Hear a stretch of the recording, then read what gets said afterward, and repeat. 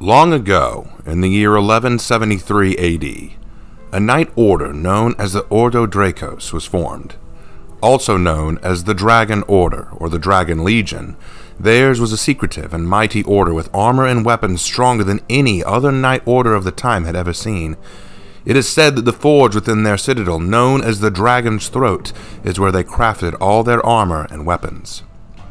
From the bowels of this forge came armor stronger than steel, and weapons more durable and powerful than any average sword. But the order did not seek to battle normal foes. Rather, they had a singular enemy. On an island in the Mediterranean was a secret society of mages known as the Council Magi. These sorcerers and witches had a nefarious plan to use their magic to overthrow the mortal governments and rule the known world. The Dragon Legion sailed out to oppose them. The magic of the mages had little effect on the armor and shields of the knights, for their armor was unique, highly resistant to spellcraft. With their magic almost useless to them, the war between the knights and the spellcasters turned into an epic struggle of attrition. And in the year 1185 AD, the war came to an end when the 10 highest members of the council cast a desperate spell to save themselves from destruction. Using the highest level of magic, they cast their entire island from the Mediterranean and deep into the Atlantic Ocean to an unknown place where the knights would not be able to pursue them. But, enraged at their defeat, the mages plotted their vengeance. In 1192, when the end of the Third Crusade came about, the Dragon's Order was beginning to return to a sense of peace. But it was then that the mages took their vengeance. One of the Dragon Legion, in exchange for a promise of immortality, betrayed his fellows, lowering the barriers and defenses of their citadel. The mages launched a series of vicious attacks, killing all they found inside. The knights, unprepared for the surprise attacks, were butchered and slaughtered. Every man, woman, and child in the citadel was killed. Only one, a young knight named Thomas de Leon, who had been knocked unconscious and believed to be dead, survived the assault. To ensure that no human ever discovered the dragon's throat in the forge within, and to make sure no one ever used the secrets of the order, the mages attempted to destroy the dragon forge. But the throat would not be destroyed. Their magic would not phase it. Furious, they used one other plan. They used a special sealing spell to lock the castle in time and space forever. No human eyes would ever see the castle where it stands. Only mountains and fog would meet their eyes. Only the eyes of a mage could see the ancient castle, and as for the forge and what lay inside, forever frozen in time, ever asleep, and never to be disturbed. Years progressed, and the Council of Mages considered restarting their plans to rule the world. But the war with the knights had damaged their numbers and their pride. Instead, they created a magical field around their small island, which caused it to be invisible to the naked eye. All that sailed within the territory of this field would be disoriented and find themselves beset by illusions, storms, and all manner of strangeness. Those rare few that did sail into their island and find the council would be never heard from again, and this led to the territory being widely known as the Bermuda Triangle, a place where all who dare to sail into it get turned around or lost forever. As time passed, the sorcerers and sorceresses of the island dared to venture out into the world to learn how humanity was faring. They began to live amongst humanity in secret, learning from them and living as they did. Mankind advanced its technology and culture swiftly. Discoveries were made, and in time the council grew complacent.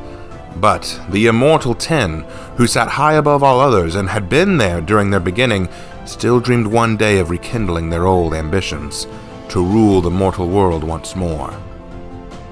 In 1945, when the atomic bombs were dropped in Japan, this event shook the council severely. Man had grown strong, stronger than they had ever anticipated, and if technology and weapons like that grew ever greater, even their own magic would not be able to save them. The world would inevitably find them, and no spell would protect them from such destructive force. The Council of 10 reached a conclusion. It was time to bring an end to the age of technology. They would prepare a ritual, a great ritual spell that would destroy all the technology of man. Satellites would rain from the heavens in heaps. The internet, radar, electricity, all manner of technology that man had come to depend on would vanish or be destroyed. Without the crutch of technology to lean on, man would inevitably fall to savage infighting and barbarism, and thus a new dark age would begin. and therein, the Magic Council would bring mankind to heal, as they were always meant to. This they would do over time. However, one young sorceress, a daughter of one of the 10 named Christina Dubois, was very unhappy with this plan. She lived in the human world most of her life, and had even gained fame as a popular singer and pop idol. She loved this world, and didn't want it to drown in the darkness her family and her society wanted. But she wasn't as gifted in sorcery as her family, and she had no authority to challenge the decisions of the 10. What could she do to stop this nightmare? And it was then she remembered the stories her father had told her, of a dragon legion that had opposed the council long ago and had bested them. Even if they were all dead now, surely they had secrets, weapons, and tactics with which to fight back. Perhaps they were still there. Making her way to the castle in secret, she used her blood, the blood of a member of the council, to break the curse and reveal the castle once again to the world. She made her way inside to seek the dragon's throat, but breaking the spell alerted the council to her actions. Within the hour, enforcers from the council were upon her to apprehend her. They feared not the forge of the castle. All that was in was surely dead. Or so they thought. For with the breaking of the curse, a single knight awoke as well. Thomas de Leon appeared before the enforcers of the council and butchered them with a sword that defied their magical defenses and armor that repelled their spells and hexes. He was a knight bred to kill them. Unbeknownst to Christina, she had awoken the last knight of the Dragon Order. Thomas attempted to strike out on his own without help from Christina. He would learn of this new world alone, and he would find the traitor who betrayed his order as well as the council and kill them all. However, the world proved unfavorable. He knew not the time he was in, and he knew not of the world's rules and regulations or expectations. He was truly a man out of time. Christina managed to help him by helping him find cover, working for her as a bodyguard for her pop star career, and in this way she could travel where she pleased under the guise of performing. In this way she can bring Thomas with her to hunt members of the council and find information on this ritual they were planning. With Thomas armed and outraged, he swore a new oath upon the dragon's throat and the legion from which he hailed. The oath was a simple one. I will seek out those who use magic to threaten the peace of this world, and those who would aid them, and they will all die by my sword.